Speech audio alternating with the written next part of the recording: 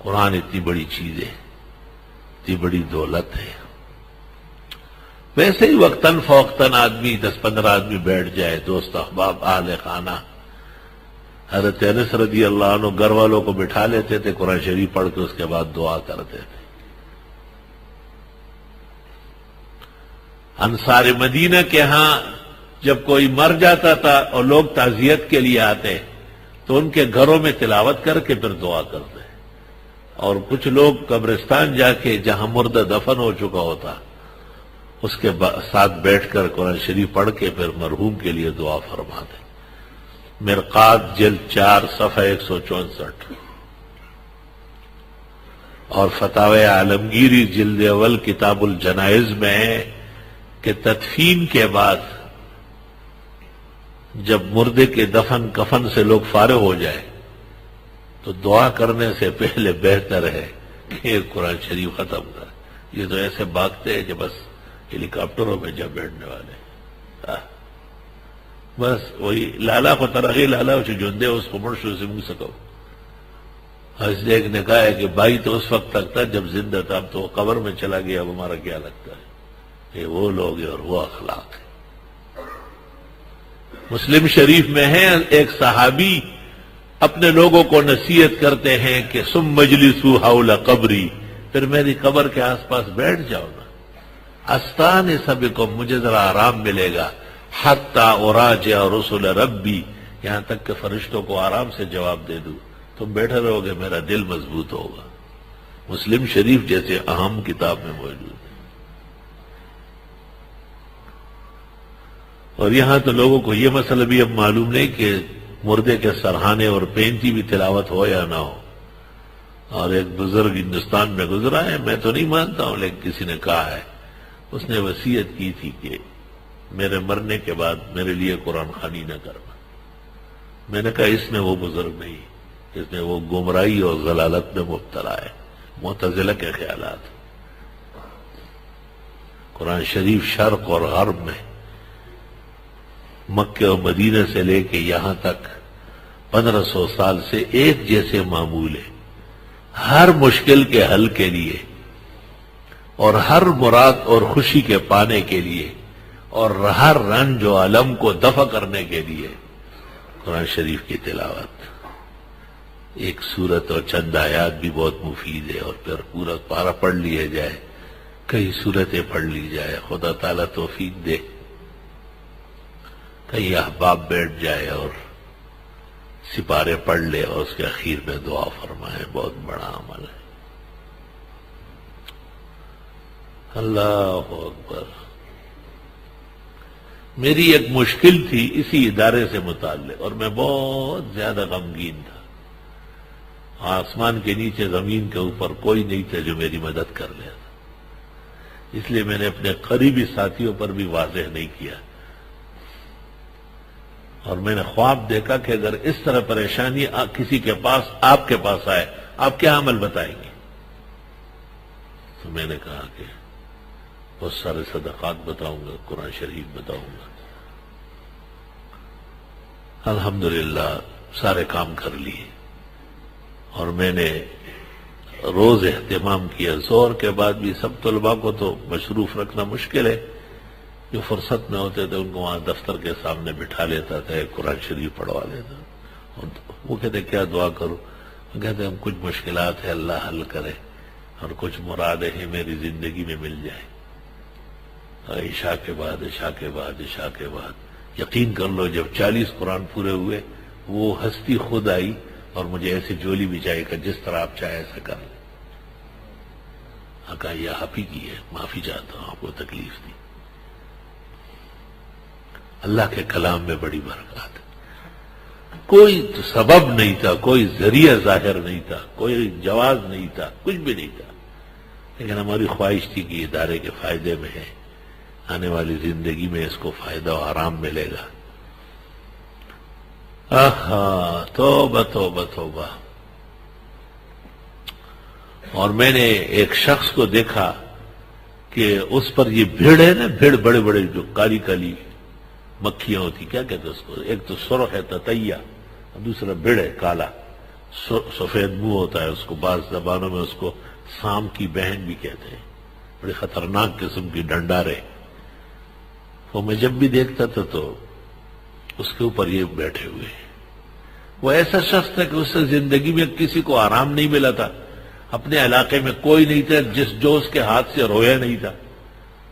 ایک خطرناک قسم کا ایک ضرر دنیا میں ظاہر ہوا تھا. لیکن اس کی ایک عجیب عادت تھی، وہ مجھ سے بات چیت بڑی محبت سے کرتا تھا اور کہتا تھا آپ عالم بن جائیں گے. اور میں طالب علم کا سبق پڑھتا تھا اسکول کے ساتھ کتابیں، تو کون سے عالم بنیں گے ایسا ویسا، بس یہ طالب علموں والی باتیں بڑی پیار سے کرتے. بڑا حیران ہوتا تھا کہ پورا محلہ پورا گاؤں اس کے ہاتھ سے پریشان ہے. یعنی آپ کو ایک مثال دیتا ہوں، اس کی ایک بکری سے کسی کا پودا کھایا، اس نے شکایت کی، اس نے کہا کوئی بات نہیں، چلو کوئی بات نہیں. دوسرے دن کسی اور جگہ گیا، 500 بکریاں لا کے ان کی زمین میں چھوڑ دی اور تمام پودے اور باغ کو ختم کرایا اور ان کو پیسے گن کے دے دیے اور کہا کہ ذرا تسلی ہو جائے آپ کی، تم نے ایک پودے کی شکایت کی، تیرے باغ کی جڑیں نکال دی. کوئی کام ایسا نہیں تھا. مسجد بن رہی ہے، کیوں بن رہی ہے، نہیں بننا چاہیے. آ کر کے بلاک جہاں رکھا وہاں لیٹ گیا، کہا میرے اوپر بلاک رکھو، تعمیر روک گئی. ایک شیطان تھا زمانے کا، کوئی خیر نہیں تھی اس میں، لیکن بس وہ طالب علموں والی باتیں خوب کرتا تھا. اللہ تعالیٰ نے اس کی مغفرت کا سبب بنایا. تو اب مرنے کے بعد میں جب بھی دیکھتا ہوں، کبھی دیکھتا ہوں بچھو بیٹھے ہوئے اوپر اور اتنے بڑے بڑے بچھو ہیں، کبھی دیکھتا ہوں کہ کالے کالے سانپ پہ 2-3 سر ایک ایک کے اس کو کاٹ رہا ہے. تو میں نے ایک اپنے استاد اور زمانے کے مقتدر شیخ سے پوچھا کہ یہ مجھے کیوں خواب میں آتا ہے؟ تو حضرت کے منہ سے نکلا کہ آپ کی دعا سے وہ بچ جائے گا. ایک قسم کی سفارش کی درخواست کیا. خدا یا پاک، میں نے قرآن شریف پڑھنا شروع کیا اور اس خیال سے کہ یا اللہ اگر اس کو معاف کرنے سے آپ ناراض نہ ہو. اتنا ڈرتا تھا میں بھی، اور اس شخص کے لیے عذاب سے بچت کی دعا آپ کے ہاں ناجائز نہیں ہے، اور قرآن شریف کی برکت سے آپ اس قسم کے جرائم پیشہ کو معاف کرتے ہیں تو آپ اس کو معاف کر دیں. روز میں قرآن شریف پڑھ. آپ یقین کر لیں جب نصف قرآن ہو گیا تو میں نے اس کو خواب میں دیکھا کہ وہ جنت میرے سامنے دروازہ کھلا اور اس کو کہا چل اندر.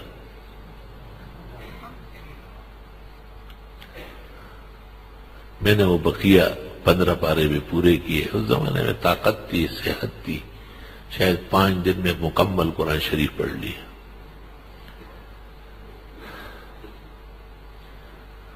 قرآن شریف پڑھنا بہت بڑی نعمت ہے، اور تلاوت اور ذکر و تسبیح اور بڑے اونچے اعمال ہیں. کس نے کس طرح قرآن پڑھا؟ 2 صحابہ ہیں، تمیم داری اور حضرت عثمان، اور 2 تابعی ہیں، سعید ابن جبیر اور ابو حنیفہ. ان کے متعلق مشہور ہے کہ ہر رات کو 2 قرآن ختم کرتے تھے. المستطرف صفحہ 13 اور بعد نسخوں میں صفحہ 27. 2 صحابی حضرت عثمان اور تمیم داری، ان کا معمول تھا وفات تک، کہتے صبح حضرت عثمان شہید ہوئے اور رات کو قرآن مجید 2 رکعت میں 2 قرآن ختم کیے تھے.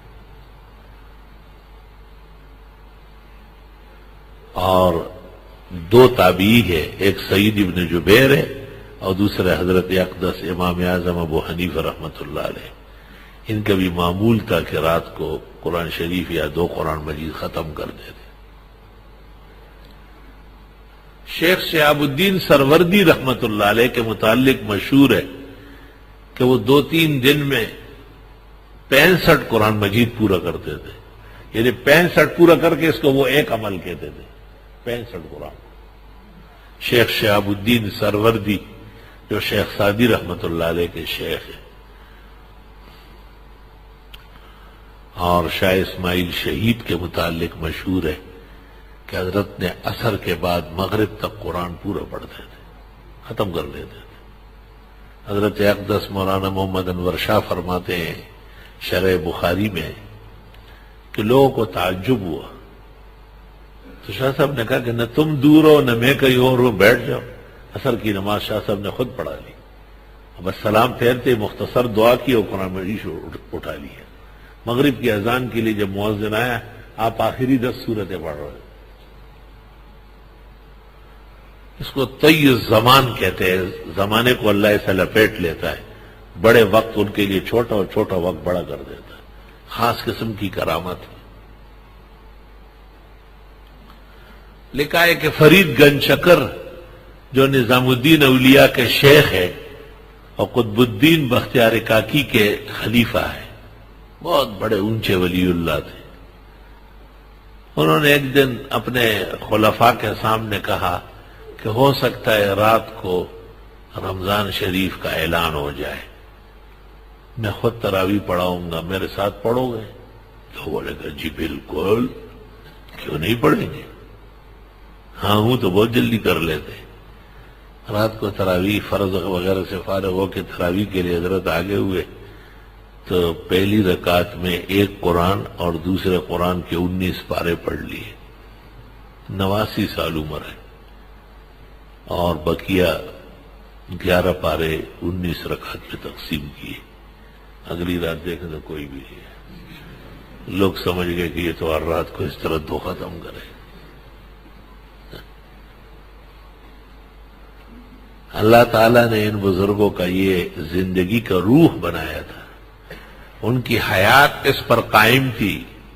خدا کا شکر ہے کہ ہم ان کا نام لیوا ہیں، ان سے ہماری روحانی وابستگی ہے۔ یہ جو موجودہ حالات ہے جس سے ملک بھی دوچار ہے، اور ترخم سے لے کر کے منوڑے اور کراچی کے آخری حد تک سب خون میں نہلائے جا رہے ہیں، اور ظالم اور قاتل دندناتے پھر رہے ہیں، کوئی طاقت ان کو روک نہیں رہی۔ خدا تعالیٰ سے استغاثہ ہے، استدعا ہے کہ اللہ تعالیٰ ان کم بختوں پر اپنا قہر و عذاب نازل کرے، اور پورے ملک کو اللہ تعالیٰ عذاب سے نکالے، اور خاص و ذکر ہمارے شہر